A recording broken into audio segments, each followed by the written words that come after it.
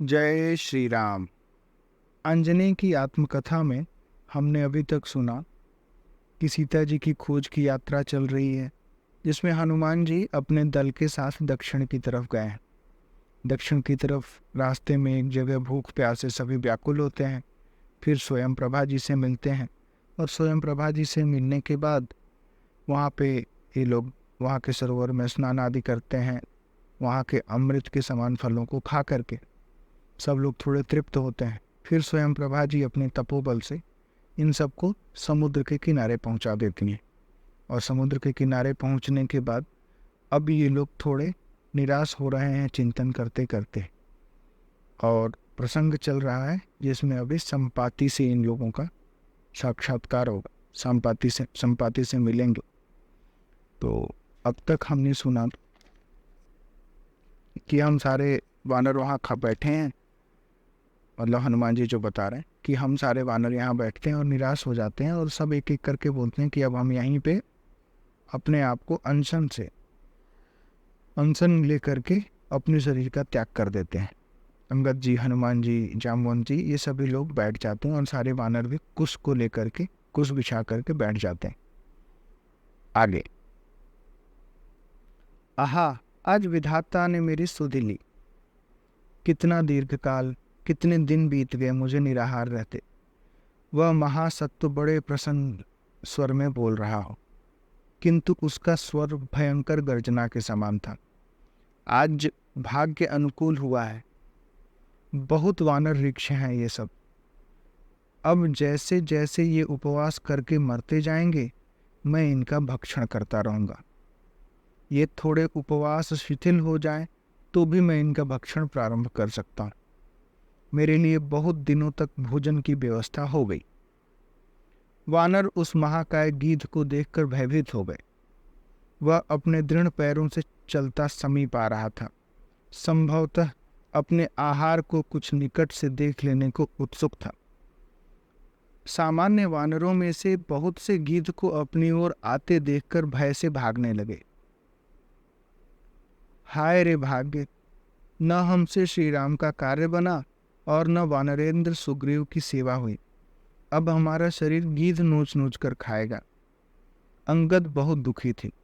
वे अत्यंत व्यथित स्वर में स्वतः बोल रहे थे, गीध होकर भी धन्य था जटायु। उस महाभाग ने राम कार्य में प्राण त्याग करके योग दुर्लभ गति प्राप्त की। श्री राम ने स्वकर से अंत्येष्टि की उसकी, और हमारे भाग्य में यह गीध द्वारा नोचा जाना। तुम सब कौन हो? मेरे भाई जटायु को तुम कैसे जानते हो? अंगद की बात पूरी होने से पहले ही वह गीध उच्च स्वर में बोलने लगा, डरो मत, मुझे मेरे भाई जटायु की पूरी बात सुनाओ। अंगद उस गीध के समीप गए। ऐसे गए जैसे डरते ही चकते जा रहे हों। उन्होंने दशग्रीव द्वारा श्री मैथिली का हरण सुनाकर बतलाया कि किस प्रकार श्री जनक नंदिनी की रक्षा के प्रयत्न में जटायु रावण के द्वारा आहत किए गए, कैसे उन्होंने श्री राम के अंक में ही देह त्याग किया और श्री रघुनाथ ने उनको पिता मानकर उनकी अंत्येष्टि की। मेरा नाम संपाति है।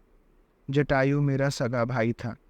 उस गीध ने बतलाया कि वे दोनों पक्षीराज गरुड़ की गृद्धि से उत्पन्न पुत्र हैं। सूर्य के समीप पहुंचने के प्रयत्न में संपाति के पक्ष भस्म हो गए थे। जटायु मार्ग से ही लौट आए थे।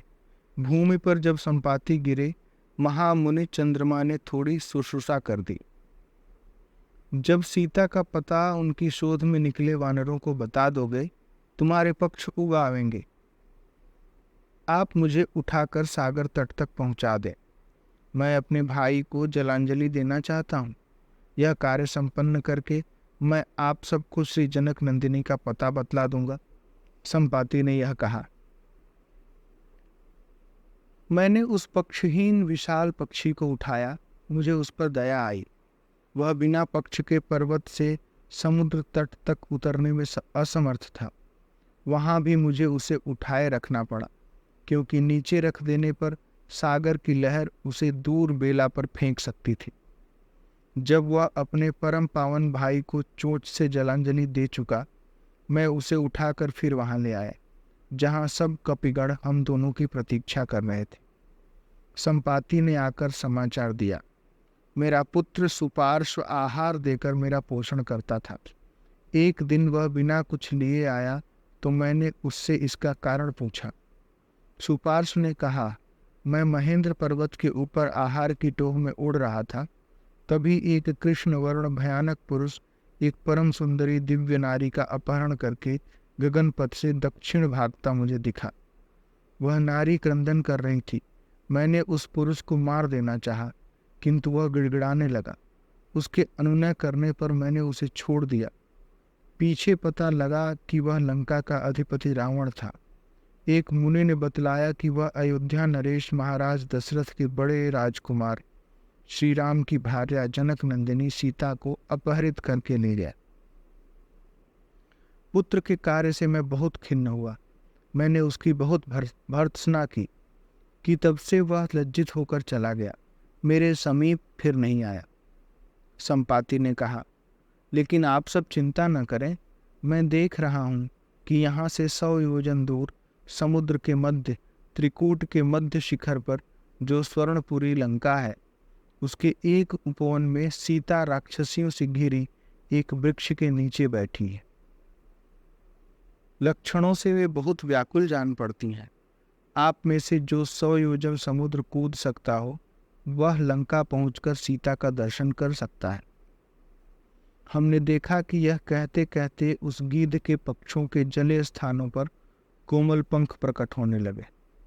शीघ्र ही उसके वे पंख बढ़ गए। उसका पूरा शरीर, जो पंखों के भस्म हो जाने से कुरूप, काला और भयानक हो गया था, पंखों से ढक गया। अब वह एक स्वस्थ भारी गीध दिखने लगा। वह पहले से बहुत बड़ा था और अब तो उसका आकार और बड़ा लगने लगा था। संपाति ने अपने पंख फैलाए, 2-4 बार उन्हें हिलाया और आकाश में उड़ गया। हम सब उसका वर्णन तन्मय होकर सुन रहे थे।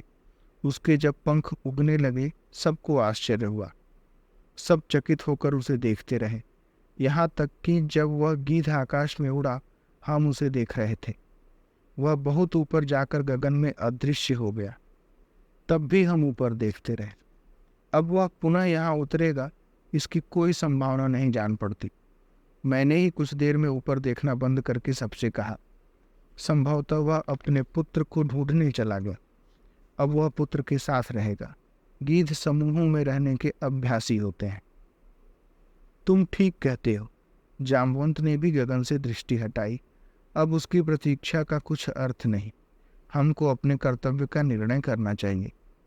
सब सावधान होकर एकत्र हो गए। जय श्री राम।